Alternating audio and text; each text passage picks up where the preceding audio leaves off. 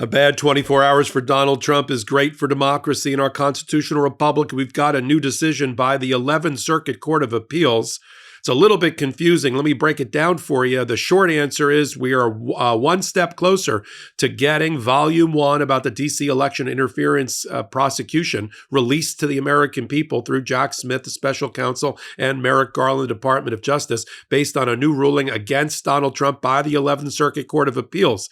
And there's also an opportunity for both the Justice Department to appeal a certain aspect of Judge Cannon's ruling blocking the report from being published, if you will, and an opportunity, of course, for Donald Trump to take another attempted appeal to the Supreme Court. But that has not been successful for him as of late. I'll cover it all. You're on Legal AF, the YouTube channel. Take a minute, see that blue subscribe button, hit it, come back, and join me here on this hot take. All right, let's dive in. 11th Circuit, how'd we get here?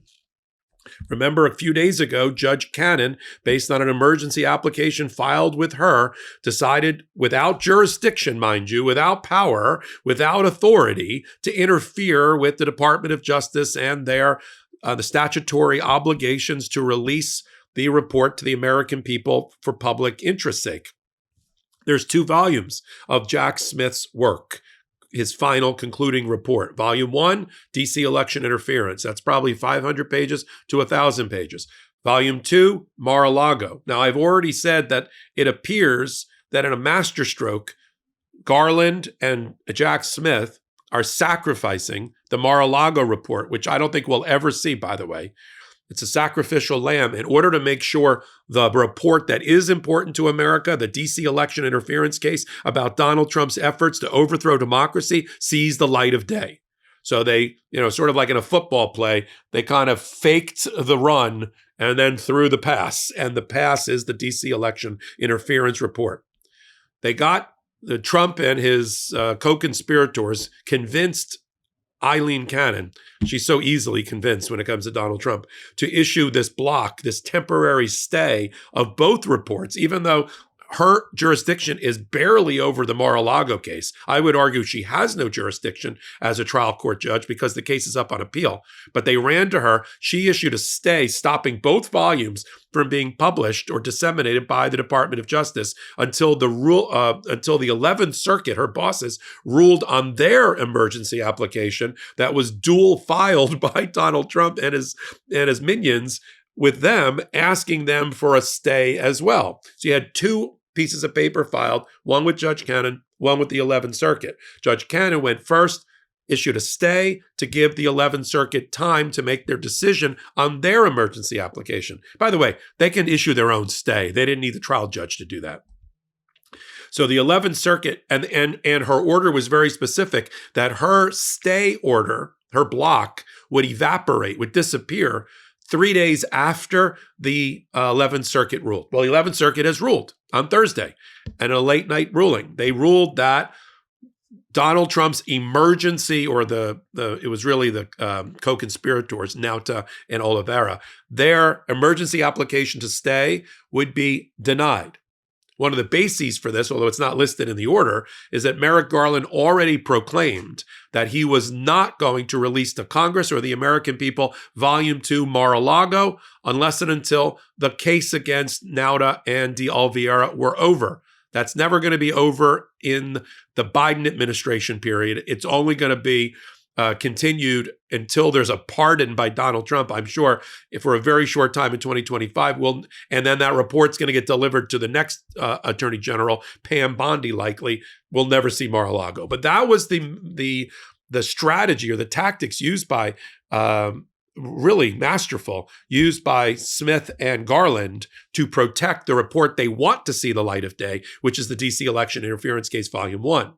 So 11th Circuit said, no stay, especially since the Mar-a-Lago one, where you guys have standing, is not going to be released. So you have no standing to argue about Volume 1, and so denied. However, this is the confusing part. They did not vacate automatically the order by Judge Cannon about the stay, leaving that stay in place until Sunday. However, they told the Justice Department or anybody, if you got a problem with that stay, file a notice of appeal. So they can file an emergency notice of appeal, get back to the 11th Circuit on that issue, and try to get that removed before Sunday. In the meantime, that 3 days or in this 24 hours, Donald Trump, I'm sure, is working on another Hail Mary pass to the United States Supreme Court to try to get them to overturn the 11th Circuit and block the publication of Jack Smith's report, arguing that Jack Smith is invalid, unconstitutionally appointed, all the things that Eileen Cannon ruled, which are at the heart of the 11th Circuit decision that hasn't come out yet. The 11th Circuit hasn't ruled substantively about whether Cannon was right or wrong. We're just doing these emergency application things right now. And so in this 24 to 48 hour period, come back to Legal AF right here on this YouTube channel. I'll give you the update about the filing by Jack Smith, obviously, and then what happened with Donald Trump in this next 24 hours, or whether he went to the Supreme Court. I am sure John Sauer, the appellate lawyer, soon to be in the administration for Donald Trump, is writing right now a 50-page brief back to the United States Supreme Court. Now, they already lost in the last 24 hours at the United States Supreme Court, that same court, based on the sentencing in New York.